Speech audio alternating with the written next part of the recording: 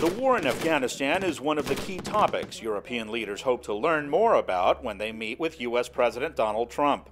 The U.S. leader wants a boost in NATO contributions for the war effort.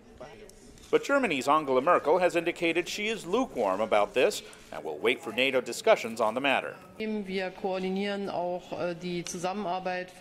We're also coordinating the cooperation of about 20 member countries which are active there.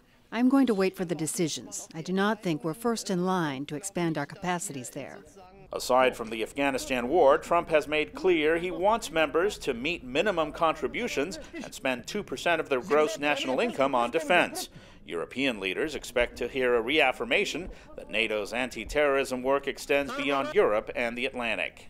Now, it is a vehicle for the world, actually. It is a global entity, and I think there is a case for expanding that now to dealing with ISIS. Now, I know this is controversial, but I think if it's approached carefully and steadily, we will see NATO accepting that it's right for there to be an extension of the remit from Iraq to go out and to dealing with ISIS. And I think it's a much better way of American power being globally used within the framework of NATO.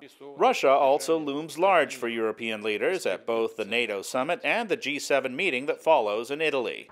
Germany, Austria, and others hope for a new direction in relations with Moscow following the Ukraine crisis, as continued sanctions against Russia have created pressure on Western European nations dependent on Russian energy exports. The big hope among European leaders is that seeing Trump face-to-face and hearing him repeat assurances that he no longer believes NATO is obsolete will quell anxieties about the U.S. role as the guarantor of Europe's security. NATO sources say officials may hold off on issuing a formal declaration, as is common after some summits. It may depend on what is said at the meetings. In this time of transition and surprises, that is something no one can predict. Luis Ramirez, VOA News, Brussels.